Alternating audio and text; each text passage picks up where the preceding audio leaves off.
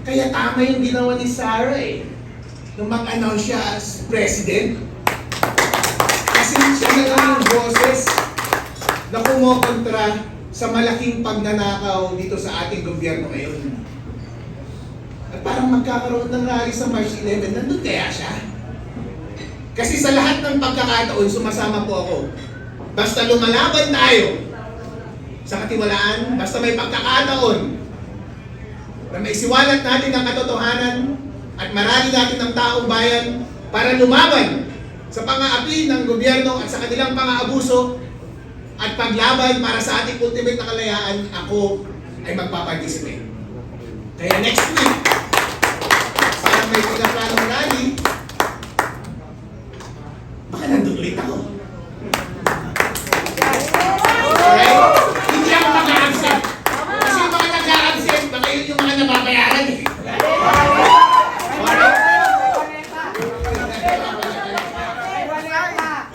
Maganda sana kung nandun si Sarah sa rally, kung may rally no? Dahil mga kababayan, pagkakataon na natin ito. Kailangan maging isa ang ating boses.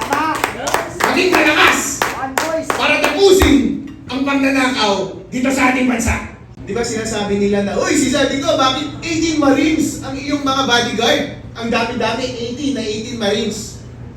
Di ba ibig sabihin, binibigay nyo ng credibility yung 18 Marines na yun, the fact na meron siyang hawak na 18 Marines. Pero nung lumabas yung mga 18 Marines, at sinabi nilang totoo na kami ang nag-deliver in behalf of Zaldico, laban! Papunta yung pera dito kay Romualdez at mga congressman, senador, Comelec, Ila Trillanes. Ngayon, ayaw nila silang paniwalaan. Ano ba talaga mga bossing?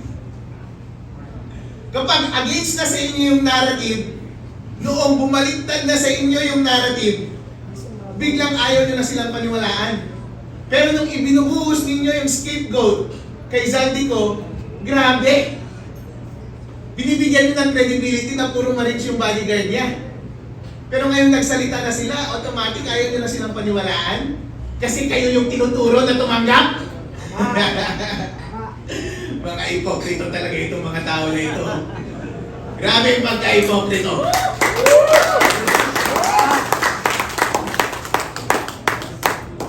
Ngayon ako ay lumalabas dito dahil obligasyon po natin na kahit ano ang kulay natin. Kaya sa totoo lang po, wala namang sumusuporta sa akin. Although may kita nyo ngayon, naka-align ko yung mga Sara Duterte. Kasi kami lang naman ang lumalaban! Kasi yung mga pakakaliwa, mga pink, mga dilawan, tumanggapin pala ng pera, mga malakya! Kaya mga tahimik tong mga to eh! Noong unang naglalabas ako ng mga issues sa Comelec, kayo pa ang mga kasama ko eh. Lahat ng mga aktibidad po, nag-iimbita sa akin. Kaya nandito rin ako, naiimbitahan ako. Sumasama po ako. Dahil wala akong pinagkakautangan. Wala akong utang na loob. Wala akong alignment. Ang alignment ko lang katotohanan at tama.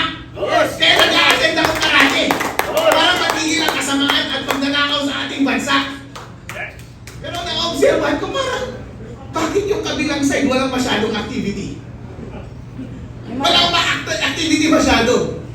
Napapadalas tuloy, napapansin nila, bakit Aaron parang dito ka sa opposition na sasama parati? Eh sila yung may activity nalaban sa gobyerno. Yung mga ibang partido, wala nang activity nalaban sa gobyerno. Dahil bayan silang lahat!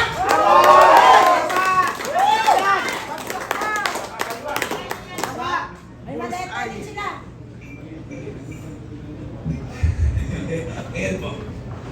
May pagkakataon po tayo na ipagpatuloy ang laban.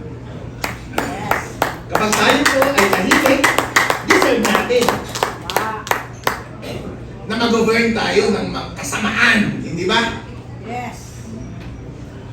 At ganoon din actually kapag rinefuse natin na mamuno, deserve natin na mag-govern tayo ng mga mas bobo, ng mga kurap, at magnanakaw sa ating bansa. Kaya mahalaga na tayo ay magsalita, na mag-participate at i-take up natin yung responsibility na pamunuan ng tama ang ating bansa. Kaya tama yung ginawa ni Sarah nung mag-announce siya as president. Kasi siya na lang yung boses na kumokontra sa malaking pagnanakaw dito sa ating gobyerno ngayon.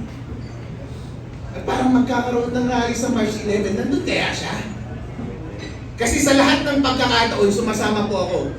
Basta lumalaban tayo sa katiwalaan, basta may pagkakataon na maisiwalat natin ang katotohanan at marami natin ang taong bayan para lumaban sa pang-aapi ng gobyerno at sa kanilang pang-aabuso at paglaban para sa ating ultimate na kalayaan, ako ay magpaparticipate. Kaya next week, parang may pinaplanong rally, baka nandun ulit ako. Alright? Hindi ako mag-a-absent. Kasi yung mga nag-a-absent, baka yun yung mga nababayaran eh. Alright? Maganda sana kung nandun si Sarah sa rally, kung may rally no? Dahil mga kababayan, pagkakataon na natin ito.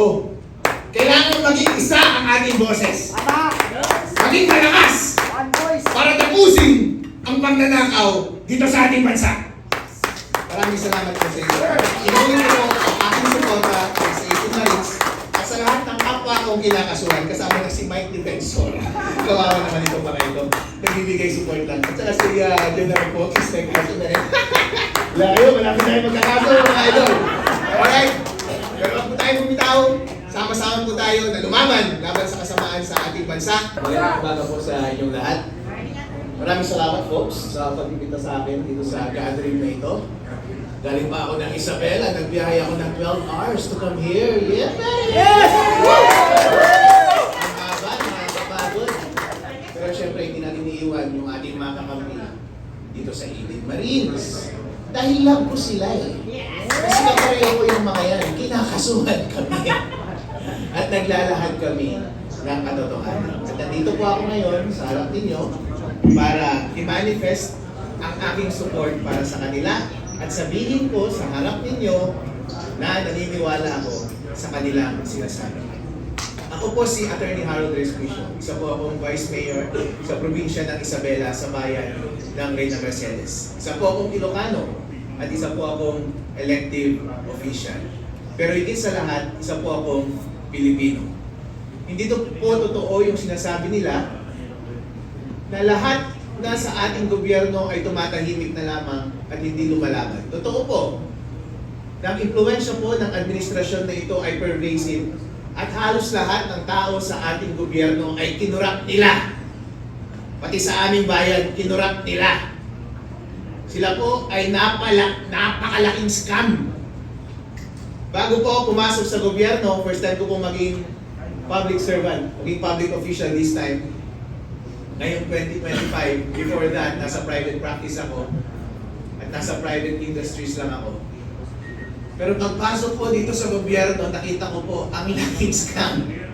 Bilang abogado, nakita ko yung mga pinakamalaking scam. Pero ang pinakamalaking scam sa buong Pilipinas ay ang ating gobyerno. At lahat sila ay sama-sama. At iisa ang ulo. At ang biktima ay ang buong taong bayan. Yes. Tayo ang nagbabayad ng buwis. Binibigyan natin ang lahat ng pera sa kanila para lamang sila ay maghati-hati at magpakasarap. At ma-ensure nila na habang buhay na sila ay nasa kapangyarihan. Yan po ay totoo. Inuuna nila yan sa panahon ng eleksyon. Nag-participate po ako sa eleksyon at yung expertise ko sa pag-audit ng information technology at pag-aabogado, in-apply ko doon, nakita ko. Doon unang binibili ang ating kalayaan. At ngayon, pinapatotohanan ng mga 18 Marines. Si Saldico, inutusan sila na magbayad kay Chairman George Garcia ng 4 na maleta ng milyong-milyong salapi. Kung imumultiply mo lahat yun, daan-daang milyon po yun para kay Chairman George Garcia. Magkano po yun? Ano po ang kapalit nun? Hindi ba't para bilhin yung outcome ng ating eleksyon? Tama. Ang eleksyon na lamang ang tanging mekanismo para ang bawat mamamayang Pilipino ay ma-exercise nila yung kanilang direct power sa bansang Pilipinas. Kapag tinanggal pa natin ang democratic process na ito na mag-elect directly ng mga taong mamumuno sa atin, masasabi pa ba natin na totoo tayong malaya? Hindi po tayo totoong malaya. At lalong hindi po tayo totoong malaya kung pati yung mga institusyon na dapat nagbabantay sa ating gobyerno ay binibili na rin nila. Ang mekanismo sa ating konstitusyon para bantayan ng ating gobyerno ay yung mga investigasyon doon sa Senate at doon sa House of Representatives. Doon sa mga hearing ng mga komite. Pero nabigyan ba sila ng mga envelope? Nabigyan po.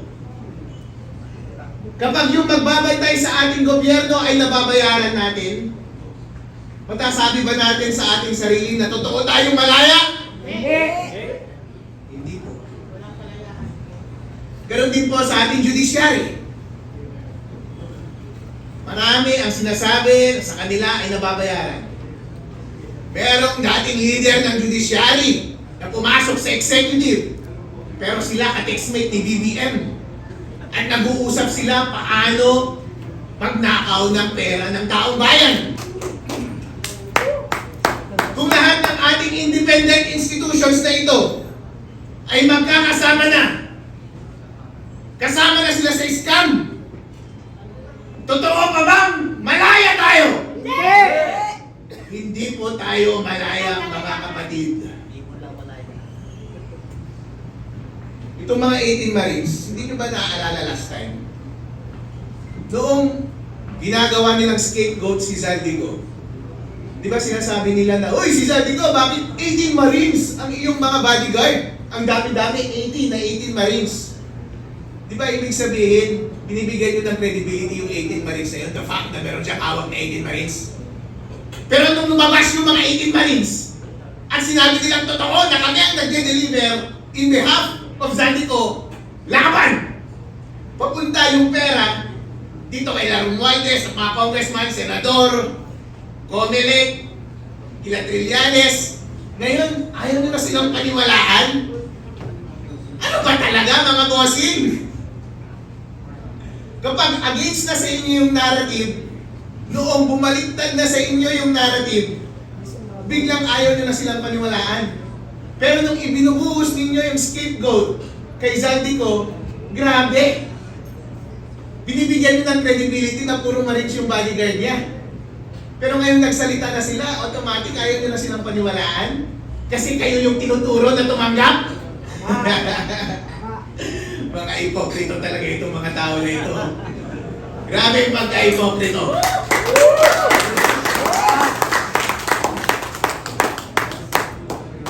Ngayon ako ay lumalabas dito dahil obligasyon po natin na kahit ano ang kulay natin.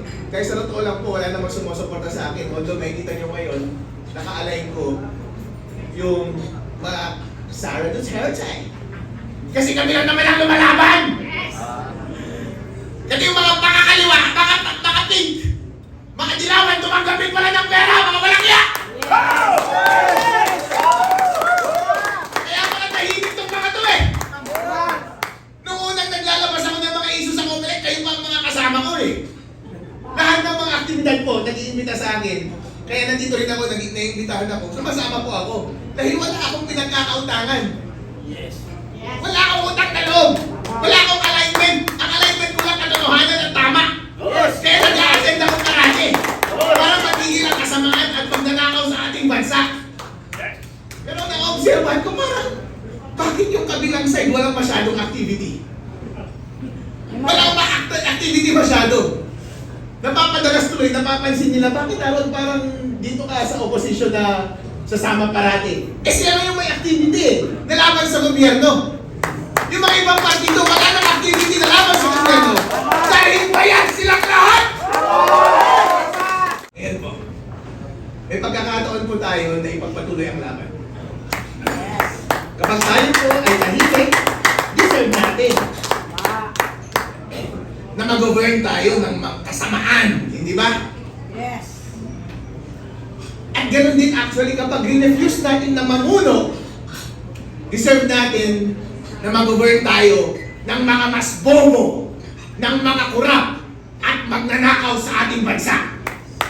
Kaya mahalaga na tayo ay magsalita, na mag-participate at i-take up natin yung responsibility na pamunuan ng tama ang ating bansa.